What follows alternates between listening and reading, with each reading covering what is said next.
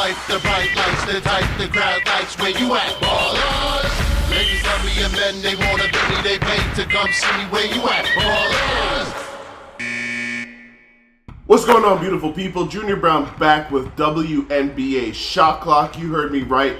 We will be covering the WNBA for the rest of the season through the WNBA Finals, so make sure you stay locked in. Now, you know how we do on Shot Clock, no long talking, so let's get right into this game. There's only one game on the card today, Minnesota at the LA Sparks, and we're rocking with Minnesota minus 5.5. This is a game that opened up at around 7.5, but has been steamed down to the current number and has a lot to do with Minnesota's recent form.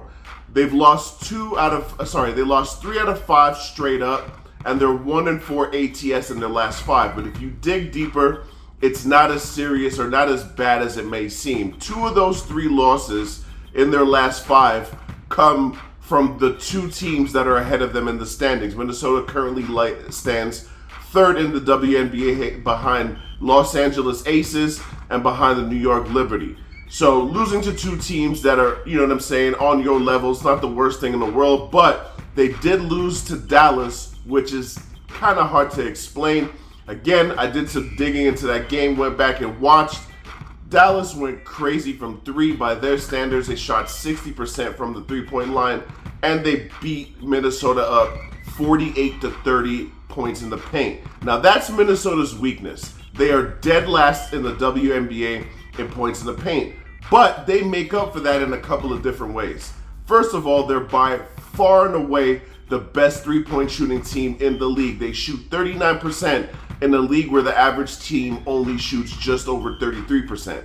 They're also second in the league in percentage of points off of fast breaks, and most importantly, they're number 1 in the WNBA in defense. Now, you know that defense travels, so I do feel very confident with them getting the win here and covering in LA, despite the fact that 4 of the 5 wins that the Sparks have on the season are at home. Now, head-to-head, Minnesota's already won the 2 games that these teams have played. The first one was a blowout. The second one was only a 5-point game. Again, Minnesota had problems with points in the paint, and their bench, which is also another weakness. They don't really get that many points off their bench, was outscored by the Sparks.